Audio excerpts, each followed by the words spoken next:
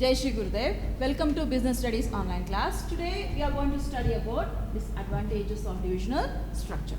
Yesterday, in previous classes, I have already discussed advantages of divisional structure. Okay, what is functional structure, what is divisional structure, advantages of functional structure, disadvantages of functional structure, and advantages of divisional structure. In the previous classes, I have already explained regarding those topics. Okay, today we are going to discuss about the divisional structure. Disadvantages of divisional structure. There are 5 disadvantages, not only the 5, but still I am going to explain you the related topics to the divisional structure, isn't it? Okay, then let's start the first step. Small organization. Small organization. Small organization, it is not possible in a small organization, it will not able to bear high cost. Divisional structure means what you know about the thing. ಅಂದರೆ divisional structure ಅಂದರೆ ಏನು, divisional ಸ್ಟ್ರಕ್ಚರ್ನಲ್ಲಿ ಏನೇನು ನಡೆಯುತ್ತೆ. Functional structure ಅಂದರೆ different departments ಅಂತ ಹೇಳಿದ್ದೆ. Divisional ಅಂತಂದರೆ different products. ಅಂದರೆ ಒಂದೊಂದು ಪ್ರಾಡಕ್ಟ್, ಲಾರ್ಜ್ ಕಂಪ್ನೀಸು ಒಂದೇ ಕಂಪ್ನಿಯ ಹೆಸರು ಹಾಕಿ ಡಿಫ್ರೆಂಟ್ ಪ್ರಾಡಕ್ಟ್ಸನ್ನು ಮಾಡ್ತಾರೆ. ನಾನು ಆಗಲೇ ಹೇಳಿದಾಗೆ ಈಗ ಹಿಮಾಲಯದಂತ ನಾನು ಲಾಸ್ಟ್ ಟೈಮ್ ಒಂದು ಎಕ್ಸಾಂಪಲ್ ಕೊಟ್ಟಿದ್ದೆ. ಹಿಮಾಲಯದವರು not only the body lotion, ಇದು ಹೇರ್ ಕಲರ್ ಇದೆ, ಬಾಡಿ ಲೋಷನ್ ಇದೆ, ಈಗ ಲಿಪ್ ಬಾಮ್ ಇದೆ, ವ್ಯಾಸಲಿನ್ ಟೈಪಿಂದು ಒಂದು ಕೋಲ್ಡ್ ಕ್ರೀಮ್ ಯೂಸ್ ಮಾಡ್ತಾರೆ, ಇಲ್ಲ ಹೇರ್ ಶ್ಯಾಂಪೂ ಇದೆ, ಕಂಡೀಷ್ನರ್ ಇದೆ. See lots of divisional things are going to prepare or manufacture inside the company, isn't it? So ಒಂದೊಂದು ಪದಾರ್ಥಕ್ಕೂ ಒಂದೊಂದು ಫಂಕ್ಷನಲ್ ಸ್ಟ್ರಕ್ಚರ್ ಅಳವಡಿಸ್ಕೊಳ್ತೀವಿ. ಒಂದೊಂದು ಪದಾರ್ಥಕ್ಕೂ ಒಂದೊಂದು ಫಂಕ್ಷನಲ್ ಸ್ಟ್ರಕ್ಚರ್. ಫಂಕ್ಷನಲ್ ಸ್ಟ್ರಕ್ಚರ್ ಅಂದರೆ ಆಲ್ರೆಡಿ ಹೇಳಿದೆ, research and development, marketing, purchasing, scale, or ಈಗ ಸೇಲ್ಸಲ್ಲಿ ಏನಾದರೂ ಡಿಫ್ರೆಂಟ್ ಏನಾದರೂ ಬಂತು ಅಂತಂದರೆ sale, purchase, advertising, marketing, research and development. So lots of things are there in a functional structure, isn't it? So ಒಂದೊಂದು ಪದಾರ್ಥಕ್ಕೂ ಒಂದೊಂದು ಫಂಕ್ಷನಲ್ ಸ್ಟ್ರಕ್ಚರ್ ಅಟ್ಯಾಚ್ ಆಗಿರುತ್ತೆ. ಅದೇ ಥರನೇ ಡಿಫ್ರೆಂಟ್ ಪದಾರ್ಥಗಳಿಗೆ ನಾವು ಕರೆಯೋದೆ divisional structure. Different division related to one functional structure, isn't it? So ಅದರಲ್ಲಿ ಮೊದಲನೇದಾಗಿ ಇಲ್ಲಿ ಡಿಸ್ಅಡ್ವಾಂಟೇಜಸ್ ಅಂತಂದರೆ ಮಿತಿಗಳು.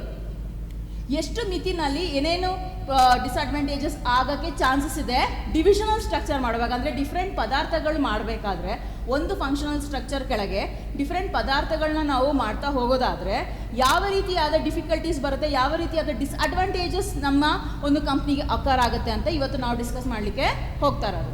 ಮೊದಲನೇದಾಗಿ ನಾನು ಸ್ಮಾಲ್ ಆರ್ಗನೈಸೇಷನ್ ಅಂತ ಕಲಿತೆ. ಸ್ಮಾಲ್ ಆರ್ಗನೈಸೇಷನ್ ಡಿಸ್ಅಡ್ವಾಂಟೇಜಸ್ ಅಲ್ಲಿ ಏನಕ್ಕೆ ಬಂತು? ಈ ಡಿವಿಷನಲ್ ಸ್ಟ್ರಕ್ಚರ್ ಇದೆಯಲ್ಲ, varieties of products, those are manufacturing already inside the organisation or the company, inside the business, ಅದು ಸ್ಮಾಲ್ ಆರ್ಗನೈಸೇಷನ್ಗೆ ಆಗೋದಿಲ್ಲ. ಏನಿದ್ರು ಅದು ಲಾರ್ಜ್ ಕಂಪ್ನೀಸ್ಗೆ ಮಾತ್ರ ಮೀಸಲಾಗಿರ್ತದೆ. ಯಾಕೆ? ಸ್ಮಾಲ್ ಆರ್ಗನೈಸೇಷನ್ ಅಲ್ಲಿ ಜಾಸ್ತಿ ಕಾಸ್ಟನ್ನ ಬೇರ್ ಮಾಡೋಕ್ಕೆ ಆಗೋದಿಲ್ಲ, ಹೌದಲ್ವಾ? ಈಗ ಸ್ಮಾಲ್ ಕಂಪ್ನಿ ಅಂದರೆ ಯಾವುದೇ ಅದೊಂದು ಚೌಕಟ್ಟಲ್ಲಿ ಅವರು ಬಿಸ್ನೆಸ್ ಮಾಡ್ಕೊಂಡು ಹೋಗ್ತಾ ಇರ್ತಾರೆ. ಒಂದು ಪದಾರ್ಥನ ಬೇರ್ ಮಾಡೋಕ್ಕೆ ಅವ್ರ ಕೈಲಿ ಕಾಸ್ಟ್ ಇರ್ತದೆ. ಅದೇ ಒಂದೇ ಕಂಪ್ನಿ ಹೆಸರಲ್ಲಿ ಡಿಫ್ರೆಂಟ್ ಪದಾರ್ಥನ ಮಾಡಲಿಕ್ಕೆ ಅವ್ರ ಕೈಲಿ ಆಗೋದಿಲ್ಲ. ಸೊ ಅದೇನಿದ್ರೂ ಲಾರ್ಜ್ ಕಂಪ್ನೀಸ್ಗೆ ಮೀಸಲಾಗಿರುತ್ತೆ. ಅದಕ್ಕೆ ನಾವು ಮೊದಲನೇದಾಗಿ small organisation, it is not possible, divisional structure is not possible in the small organisation because of the high cost. ಜಾಸ್ತಿ ಕಾಸ್ಟ್ ಆಗುತ್ತೆ ಅಂತ ಇರೋದ್ರಿಂದ ಅವರು ಅದನ್ನು ಮಾಡೋದಿಲ್ಲ. So first disadvantages, isn't it? Okay, let's go for the second one. Competition healthy or not? Competition ಅಂದರೆ ಎಲ್ರಿಗೂ ಗೊತ್ತಿದೆ, ನಾ ಮುಂದು ನಾನು ಮೇಲೆ ಬರಬೇಕು, ನಾನು ಇಂಪ್ರೂವ್ ಆಗಬೇಕು, ನನಗೆ ಪ್ರಾಫಿಟ್ ಬೇಕು, that these and all everything. Okay, so competition healthy or not means ಆಗುವಂಥ ಕಾಂಪಿಟೇಷನ್ನು ಹೆಲ್ದಿ ಆಗಿದ್ರೆ ಓಕೆ. ಅನ್ಹೆಲ್ದಿ ಅಂತಂದರೆ ಈಗ ನಾನು ರೇಸಲ್ಲಿ ಮುಂದೆ ಬರಬೇಕು ಅಂತಂದರೆ ನಾನು ನನ್ನ ಪ್ರಯತ್ನ ಮಾಡ್ತೀನಿ, ನಾನು ಯಾವ ರೀತಿ ರೇಸ್ನಲ್ಲಿ ಮುಂದೆ ಬರಬೇಕು, ನಾನು ಯಾವ ಥರ ಪ್ರಾಕ್ಟೀಸ್ ಮಾಡಬೇಕು ರೇಸ್ನಲ್ಲಿ ಮುಂದೆ ಬರೋದಕ್ಕೆ, ದಿಸ್ ಇಸ್ ಹೆಲ್ದಿ ಕಾಂಪಿಟೇಷನ್. ಅದಲ್ದಲ್ಲೇ ಅನ್ಹೆಲ್ದಿ ಅಂದರೆ, for example I am telling you, unhealthy competition ಅಂದ್ರೇನು? ಈಗ ನಾನು ಫಸ್ಟ್ ಬರಬೇಕು ಅಂತ ಬೇರೆಯವ್ರದ್ದು ಕೈಕಲ್ಲೆಲ್ಲ ಹೊಡೆದಾಕೋದು, that is unhealthy competition, isn't it? So ಅವಾಗೇನಾಗುತ್ತೆ, ಕಾಂಪಿಟೇಷನ್ ಹೆಲ್ದಿ ಆಗಿರಬೇಕು, ಇಲ್ಲಿ ಕಾಂಪಿಟೇಷನ್ ಹೆಲ್ದಿ ಇರೋದಿಲ್ಲ. ಡಿಸ್ಅಡ್ವಾಂಟೇಜ್, ಡಿವಿಷನಲ್ ಸ್ಟ್ರಕ್ಚರ್ ಅಂದರೆ ಡಿಫ್ರೆಂಟ್ ಡಿಪಾರ್ಟ್ಮೆಂಟ್ಸ್ನಲ್ಲಿ, ಡಿಫ್ರೆಂಟ್ ಡಿವಿಷನ್ಸ್ನಲ್ಲಿ ಹೆಲ್ದಿ ಕಾಂಪಿಟೇಷನ್ ಇರೋದಿಲ್ಲ. ಯಾವಾಗ ಹೆಲ್ದಿ ಅನ್ಹೆಲ್ದಿ ಆಗುತ್ತೆ?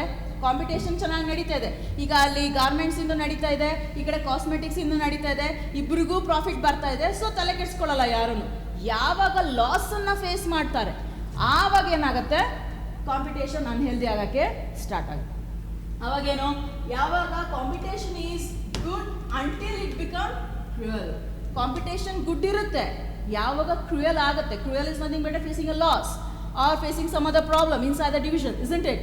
ಈಗ ಇವ್ರದ್ದು ಡಿವಿಷನ್ ಇಂಪ್ರೂವ್ ಆಗ್ತಾ ಇದೆ, ಮ್ಯಾನೇಜ್ಮೆಂಟ್ ಇವ್ರನ್ನ ಹೊಗಳ್ತಾ ಇದ್ದಾರೆ, ನಮ್ಮ ಡಿವಿಷನ್ ಇಂಪ್ರೂವ್ ಆಗ್ತಾ ಇಲ್ಲ, ಮ್ಯಾನೇಜ್ಮೆಂಟ್ ನಮ್ಮನ್ನು ಬೈತಾ ಇದ್ದಾರೆ. ಸೊ ಆ ಥರ ಸಿಚುವೇಶನ್ ಯಾವಾಗ ಕ್ರಿಯೇಟ್ ಆಗುತ್ತೆ ಆವಾಗ ಕಾಂಪಿಟೇಷನ್, ಅನ್ಹೆಲ್ದಿ ಕಾಂಪಿಟೇಷನ್ ಸ್ಟಾರ್ಟ್ ಆಗುತ್ತೆ.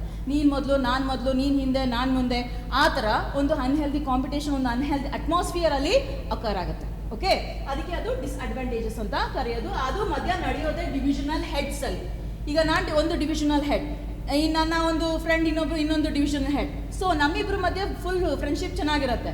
ಯಾಕೆ? ಅವ್ರದ್ದು ಒಳ್ಳೆ ಬಿಸ್ನೆಸ್ ನಡೀತಾ ಇದೆ. ನಮ್ಮ ಡಿವಿಷನ್ ಅಂದರೆ ಅವ್ರದ್ದು ಕಾಸ್ಮೆಟಿಕ್ಸು, ನಂದು ಗಾರ್ಮೆಂಟ್ಸಲ್ಲಿನೂ ಒಂದು ಒಳ್ಳೆ ಪ್ರಾಫಿಟ್ ಬರ್ತಾ ಇದೆ, ಕಾಸ್ಮೆಟಿಕ್ಸ್ನಲ್ಲಿನೂ ಒಳ್ಳೆ ಪ್ರಾಫಿಟ್ ಬರ್ತಾ ಇದೆ. ನಾವಿವರು ಫ್ರೆಂಡ್ಸು. ಆ ಹೆಡ್ಸು ಒಳ್ಳೆ ಕಮ್ಯುನಿಕೇಷನ್, ಒಳ್ಳೆ ಕಾಂಪಿಟೇಷನ್ ಹೆಲ್ದಿಯಾಗಿ ನಡೀತಿದೆ. ಯಾವಾಗ ಕಾಸ್ಮೆಟಿಕ್ಸ್ ಫ್ಲಾಪ್ ಆಗಿಬಿಟ್ಟು ಗಾರ್ಮೆಂಟ್ಸ್ಗೆ ಎಲ್ಲ ಕಾನ್ಸಂಟ್ರೇಷನ್ ಹೋಗಿ ಕಾಸ್ಮೆಟಿಕ್ಸ್ಗೆ ಇಂಪ್ರೂವ್ ಇಲ್ದಲೆ ಗಾರ್ಮೆಂಟ್ಸ್ ಇಂಪ್ರೂವ್ ಆಗೋಕ್ಕೆ ಶುರು ಆಗುತ್ತೋ ಹೆಡ್ಸಲ್ಲಿ ಮನಸ್ತಾಪ ಸ್ಟಾರ್ಟ್ ಆಗುತ್ತೆ. ಓಕೆ, ಸೊ ಅದಕ್ಕೆ ನಾವು ಅನ್ಹೆಲ್ದಿ ಕಾಂಪಿಟೇಷನ್ ಅಂತ ಕರೆಯೋದು. Okay, let's go for the third one, related products. Producing related products might find difficult integrate division producing the related products. ಹೌದಲ್ವಾ? ರಿಲೇಟೆಡ್ ಪ್ರಾಡಕ್ಟ್ಸ್ ಅಂತಂದರೆ ಈಗ ಡಿವಿಷನ್ ಆಗಿದೆ. ಈಗ ಒಂದು ಡಿವಿಷನಲ್ಲಿ ಮೊಬೈಲ್ ಕಂಪ್ನಿಯವರು ಇಲ್ಲ ಮೊಬೈಲನ್ನು ತಯಾರಿಕೆ ನಡೀತಾ ಇದೆ. ಇನ್ನೊಂದು ಡಿವಿಷನಲ್ಲಿ ಅದೇ ಮೊಬೈಲಿಂದು ಆಕ್ಸೆಸರೀಸ್ ನಡೀಇದೆ. Accessories nothing but hand free ಆಗಿರ್ಬೋದು, ಬ್ಯಾಕ್ ಕವರ್ ಆಗಿರ್ಬೋದು, ಎಕ್ಸ್ಟ್ರಾ ಕಾರ್ಡ್ಸ್ ಆಗಿರ್ಬೋದು, ವಾಟ್ ಎವರ್ ಏನಾದರೂ ಆಗಿರ್ಬೋದು ಆಕ್ಸೆಸರೀಸ್ನಲ್ಲಿ. ಓಕೆ, ಸೊ ಆವಾಗ ಏನಾಗುತ್ತೆ, ಕಾಂಪಿಟೇಷನ್ನಲ್ಲಿ ಈ ಥರ ಬಿಸ್ನೆಸ್ನಲ್ಲಿ ನಡೆಯುವಾಗ ಎಲ್ಲ ಜಾಸ್ತಿ ಫಸ್ಟು ಮೊಬೈಲ್ ಮೇಲೆ ಕಾನ್ಸಂಟ್ರೇಟ್ ಮಾಡ್ತಾರೆ ರಾದರ್ ದ್ಯಾನ್ ದ ಆಕ್ಸೆಸರೀಸ್. ಹೌದಲ್ಲ? ಮೊಬೈಲ್ಗೆ ಜಾಸ್ತಿ ಕಾನ್ಸಂಟ್ರೇಷನ್ ಬರುತ್ತೆ rather than the accessories. In that case ಆ ಒಂದು ಸಂದರ್ಭದಲ್ಲಿ ನಮಗೆ ಡಿಫಿಕಲ್ಟ್ ಆಗುತ್ತೆ ಆ ಒಂದು ಪದಾರ್ಥದ ಅಡ್ವರ್ಟೈಸ್ಮಿಂಗ್, ಮಾರ್ಕೆಟಿಂಗ್, ವಾಟ್ ಎವರ್ ಆ ಒಂದು ಇನ್ಫಾರ್ಮೇಷನ್ ಕೊಡೋದಕ್ಕೆ. ಆವಾಗಲೂ ಸಮ್ಟೈಮ್ಸ್ ನಾವು ಲಾಸನ್ನು ಫೇಸ್ ಮಾಡಬೇಕಾಗತ್ತೆ. ಅದಕ್ಕೆ ನಾವು ರಿಲೇಟೆಡ್ ಪ್ರಾಡಕ್ಟ್ಸ್ ಅಂತ ಕರಿತೀವಿ. ಏನಿದ್ರೂ ನಾವೊಂದು ಪದಾರ್ಥ ಮಾಡಬೇಕಂದ್ರೆ ಅದರಿಂದ ಆಪೋಸಿಟ್ ಪ್ರಾಡಕ್ಟನ್ನೇ ಮಾಡಿದರೆ ನಾವು ಇನ್ಫಾರ್ಮೇಷನ್ನು, ಪಬ್ಲಿಸಿಟಿ ಕೊಡೋಕ್ಕೆ ಈಸಿ ಆಗುತ್ತೆ. ರಾದರ್ ದ್ಯಾನ್ ಸೇಮ್ ರಿಲೇಟೆಡ್ ಪ್ರಾಡಕ್ಟ್ಸನ್ನು ನಾವು ಆಕ್ಸೆಸರೀಸ್ನ ನಾವು ಮಾಡ್ತಾ ಹೋಯಿತು ಅಂತಂದರೆ ಅಲ್ಲಿ ಕೂಡ ನಮಗೆ ಈಕ್ವಲ್ ಆಗಿ ಸಿಗಬೇಕಾಗಿರೋವಂಥ ಒಂದು ಗೇನ್ ನಮಗೆ ಸಿಕ್ಕೋದಿಲ್ಲ. ಸೊ ಅದಕ್ಕೆ ರಿಲೇಟೆಡ್ ಪ್ರಾಡಕ್ಟ್ಸ್ ಅಂತ ಕರಿತೀವಿ. Next go to the fourth one, lack of communication among division. Lack of communication ಏನೋ ಕೊರತೆ. ಲ್ಯಾಕ್ ಅಂದ್ರೇನು? ಕೊರತೆ. ಲ್ಯಾಕ್ ಆಫ್ ಕಮ್ಯುನಿಕೇಷನ್ ಅಂತಂದರೆ ನಾವು ಡಿಫ್ರೆಂಟ್ ಡಿವಿಷನ್ಸ್ ಇದೆ ಅಂತ ಹೇಳಿದೆ ಆಗಲೇ. ಒಂದೊಂದು ಫಂಕ್ಷನಲ್ ಸ್ಟ್ರಕ್ಚರ್ಗೂ ಒಂದೊಂದು ಡಿವಿಷನ್ ಇದೆ ಅಂತ ಹೇಳಿದೆ, ಆಯಿತಾ? ಆ ಡಿವಿಷನ್ ಹೆಡ್ಸ್ ಮಧ್ಯದಲ್ಲೇ ಇಲ್ಲ ಡಿವಿಷನ್ ಮಧ್ಯದಲ್ಲೇ ಕಮ್ಯುನಿಕೇಷನ್ ಪ್ರಾಬ್ಲಮ್ ಬಂತು ಅಂದರೆ, ಕಮ್ಯುನಿಕೇಷನ್ ಜಾಸ್ತಿ ಮಾಡ್ತಾ ಇಲ್ಲ ಅಂತಂದರೆ ಈ ಡಿವಿಷನಲ್ಲಿ ಏನು ನಡೀತಾ ಇದೆ, ಮತ್ತೊಂದು ಡಿವಿಷನಲ್ಲಿ ಏನು ನಡೀತಾ ಇದೆ ಗೊತ್ತಾಗಲಿಕ್ಕೆ ಕಷ್ಟ ಆಗುತ್ತೆ. ಹೌದಲ್ವಾ? ಸೊ ಈ ಡಿವಿಷನಲ್ಲಿ ಏನಾದರೂ ಪ್ರಾಬ್ಲಮ್ ನಡೀತಾ ಇರ್ಬೋದು. ಅಕಸ್ಮಾತ್ ಕಮ್ಯುನಿಕೇಷನ್ ಏನಾದರೂ ಇದ್ದಲ್ಲಿ ಆ ಡಿವಿಷನಿಂದ ಏನಾದರೂ ನಾವು ಹೆಲ್ಪ್ನ ತೊಗೊಳ್ಬೋದು, ಇಲ್ಲ ಅಡ್ವೈಸ್ನ ತೊಗೊಳ್ಬೋದು. ಕಮ್ಯುನಿಕೇಷನ್ನೇ ಇಲ್ಲ ಅಂತಂದರೆ ಇಲ್ಲೇ ನಡೀತಿದೆ ಅವ್ರಿಗೆ ಗೊತ್ತಿಲ್ಲ, ಅಲ್ಲೇ ನಡೀತಿದೆ ಇವ್ರಿಗೆ ಗೊತ್ತಿಲ್ಲ. ಎಲ್ಲ ಕೆಲಸ ಮಾಡ್ತಿರೋದು ಒಂದು ಕಂಪ್ನಿನಲ್ಲಿ. Everyone are working in a same organisation, in a same campus, in a same company. But if there is no communication between the each division, what is the use? They don't know what is exactly happening in the other division. They don't know what is exactly happening in this division. So communication and coordination is the main thing that we should follow inside the organization, isn't it? So without any communication, we can't understand what is exactly happening inside the division. ಅದು ನಾವು main ಆಗಿ ತಲೆಯಲ್ಲಿ ಇಟ್ಕೊಂಡಿರ್ಬೇಕಾಗತ್ತೆ. ಅದಕ್ಕೆ ನಾವು lac of communication among the division. ಅದರಲ್ಲಿ ಯಾವ ರೀತಿ example already ಕೊಟ್ಟಿದ್ದೀನಿ. ಇಲ್ಲಿ ಫಿನಾನ್ಸ್ ಇಲ್ಲ ಫೈನ್ಸ್, ಲ್ಯಾಕ್ ಆಫ್ ಫಿನಾನ್ಸಿನ ಕೊರತೆ ಇದೆ ಒಂದೊಂದು ಡಿಪಾರ್ಟ್ಮೆಂಟಲ್ಲಿ. ಸೊ ಅದರಿಂದ ಕಮ್ಯುನಿಕೇಟ್ ಮಾಡಿದಷ್ಟು ಅದನ್ನು ನಾವು ಸಾಲ್ವ್ ಮಾಡ್ಕೊಂಡು ಬರ್ಬೋದು ಒಂದು ಕಡೆಯಿಂದ. ಕಮ್ಯುನಿಕೇಟೇ ಮಾಡ್ತಾ ಇಲ್ಲ ಅಂತಂದರೆ ನಾವು ಯಾವ ರೀತಿ ಸಾಲ್ವ್ ಮಾಡೋದು, isn't it? So next go for the last topic, economics of scale. Economics of scale is, I have already told you before last classes and previous classes. Communication scale ಅಂತಂದರೆ ಡಿಫ್ರೆಂಟ್ ಡಿವಿಷನ್ಸ್ ಆದೆ, different functional structure ಆದೆ, different divisional structure ಆದೆ. Okay, so ಇಲ್ಲಿ ಯಾವ ಥರ cost saving ಆಗುತ್ತೆ? This is A cost saving. ಈಗ economics of scale ಅಂತಂದರೆ ನಾವು ಎಷ್ಟು ಇನ್ವೆಸ್ಟ್ ಮಾಡಿದ್ದೀವಿ, ಎಷ್ಟು ನಮಗೆ ಲಾಭ ಬರ್ತಾ ಇದೆ, ಎಷ್ಟು ನಮ್ಮ ಕೈನಲ್ಲಿ ಬಜೆಟ್ ಉಳ್ಕೊಂಡಿದೆ, ಆ ಒಂದು ಸ್ಕೇಲನ್ನು ಮೆಷರ್ ಮಾಡೋದು, ಆಯಿತಾ? ಸೊ ಆವಾಗ ಏನಾಗುತ್ತೆ, if a single division does not produce enough to take a great benefits. ಒಂದು ಡಿವಿಷನ್ ಫುಲ್ ಸಕ್ಸಸ್ಫುಲ್ ಆಗಿ ರನ್ ಆಗ್ತಾ ಇದೆ, ಇನ್ನೊಂದು ಡಿವಿಷನ್ ಹಾಗೆ ಅಂದರೆ ಕಾಸ್ಮೆಟಿಕ್ಸ್ ತುಂಬ ಬಿದ್ದೋಗ್ಬಿಟ್ಟಿದೆ, ಗಾರ್ಮೆಂಟ್ಸ್ಗೆ ಡಿಮ್ಯಾಂಡ್ ಸ್ಟಾರ್ಟ್ ಆಗಿದೆ, ಮತ್ತು ಅದರಿಂದ ಇನ್ನೊಂದು ಬೇರೆ ಏನಾದರೂ ತಯಾರು ಮಾಡ್ತಿದ್ದಾರೆ ಅವರು. ಈಗ ಬಾಡಿ ಲೋಷನ್ ತಯಾರು ಮಾಡ್ತಾ ಇದ್ದಾರೆ, ಅದಕ್ಕೂ ಡಿಮ್ಯಾಂಡ್ ಇದೆ. ಸೊ ಡಿಫ್ರೆಂಟ್ ಡಿವಿಷನ್ಸ್ನಲ್ಲಿ ಒಂದು ಡಿವಿಷನಿಂದ ಏನಾದರೂ ಸಕ್ಸಸ್ಫುಲ್ ಆಗಿಲ್ಲ ಅಂತಂದರೆ ಅದು ಕೂಡ ಫುಲ್ ಎಫೆಕ್ಟ್ ಆಗೋದು ಹೋಲ್ ಕಂಪ್ನಿಗೇನು. ಹೌದಲ್ವಾ? ಸೊ ಎಲ್ಲ ಥರ ಡಿವಿಷನ್ ಇದ್ದರೂ ಕೂಡ ಒಂದೊಂದು ಡಿವಿಷನಲ್ಲಿ ಒಂದೊಂದು ಥರ ನಾವು ಏನಂತ ಹೇಳ್ತೀವಿ ಬ್ಯಾರಿಯರ್ಸನ್ನು ಅಂದರೆ ಪ್ರಾಬ್ಲಮ್ಸ್ ಫೇಸ್ ಆಗ್ತಾ ಬರ್ತಾ ಇದ್ದರೆ ಅದು ಹೋಲ್ ಆಗಿ ಎಫೆಕ್ಟ್ ಆಗೋದೆ ಬಿಸ್ನೆಸ್ಗೆ. ಈಗ ನಮ್ಮದು ಬಾಡಿಯಲ್ಲಿ ಇದೆಪ್ಪ, ಬಾಡಿ ಪಾರ್ಟ್ಸ್ನಲ್ಲಿ ಯಾವ್ದಾರ ಒಂದು ಪಾರ್ಟಿಗೆ ಏನಾದರೂ ತೊಂದರೆ ಬಂತು ಅಂದ್ರೂ ಫುಲ್ ಎಫೆಕ್ಟ್ ಆಗೋದು ಹೋಲ್ ಬಾಡಿಗೆ, ಹೌದಲ್ವಾ? ಅದೇ ಥರನೇ ಈ ಬಿಸ್ನೆಸ್ನಲ್ಲಿನೂ ಕೂಡ ಯಾವ್ದಾರ ಒಂದು ಡಿಪಾರ್ಟ್ಮೆಂಟ್ನಿಂದ ನಮಗೆ ಏನಾದರೂ ಕೊರತೆ ಬರ್ತಾ ಇದ್ರೆ ಅದು ನಾವು ಅಸಡ್ಡೆ ಮಾಡೋಕ್ಕೆ ಇಲ್ಲ ಇಗ್ನೋರ್ ಮಾಡೋದಕ್ಕೆ ಆಗೋದಿಲ್ಲ. ಅದಕ್ಕೂ ನಾವು ಎಕ್ಸಾಕ್ಟ್ ಆಗಿರೋ ಒಂದು ಸೊಲ್ಯೂಷನನ್ನು ಹುಡುಕ್ಬೇಕಾಗತ್ತೆ.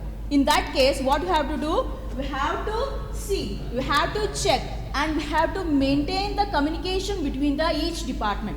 ಯಾವಾಗ ಕಮ್ಯುನಿಕೇಷನ್ ಬರುತ್ತೆ ಆವಾಗ ಆಟೋಮ್ಯಾಟಿಕ್ ಆಗಿ ನಮಗೆ ಸೊಲ್ಯೂಷನ್ ಕೂಡ ಸಿಗ್ತಾ ಹೋಗುತ್ತೆ. ಸೊ ಆ ಥರ ಕಮ್ಯುನಿಕೇಟ್ ಮಾಡಿಲ್ಲ ಅಂತಂದರೆ ಆ ಥರ ಎಕನಾಮಿಕ್ ಸ್ಕೇಲ್ ಏನಿಟ್ಟಿರ್ತಾರೆ ಆ ಒಂದು ಎಕನಾಮಿಕ್ ಸ್ಕೇಲಿನ ಒಂದು ಬಜೆಟನ್ನು ನಾವು ರೀಚ್ ಮಾಡೋದಕ್ಕೆ ಆಗಲ್ಲ. So this is the disadvantages of the divisional structure. There is a lot of disadvantages of divisional structure. This is the main point that we have to consider while doing the business. Okay, so ಇವತ್ತು divisional structure of disadvantages of divisional ಸ್ಟ್ರಕ್ಚರನ್ನು complete ಮಾಡಿದ್ವಿ. ಇನ್ನು next ಕ್ಲಾಸ್ನಲ್ಲಿ ನಾವು functional ಸ್ಟ್ರಕ್ಚರ್ಗೂ divisional ಸ್ಟ್ರಕ್ಚರ್ಗೂ ಇರುವಂಥ ವ್ಯತ್ಯಾಸ ಇಷ್ಟಂತ ಕಲ್ತಿದ್ದು ಯಾವುದು advantages disadvantages of functional structure and divisional structure. Tomorrow we are going to learn in a next class the difference between divisional structure and functional structure. Okay, ಇದಿಷ್ಟು ಟಾಪಿಕ್ಕು ಇವತ್ತಿಂದು ನಾವು ಡಿವಿಷನಲ್ ಸ್ಟ್ರಕ್ಚರ್ ಮೇಲೆ ಡಿಸ್ಅಡ್ವಾಂಟೇಜಸನ್ನು ನಾವು ತಿಳ್ಕೊಂಡಿದ್ವಿ. In next class we okay let's learn. Okay, thank you.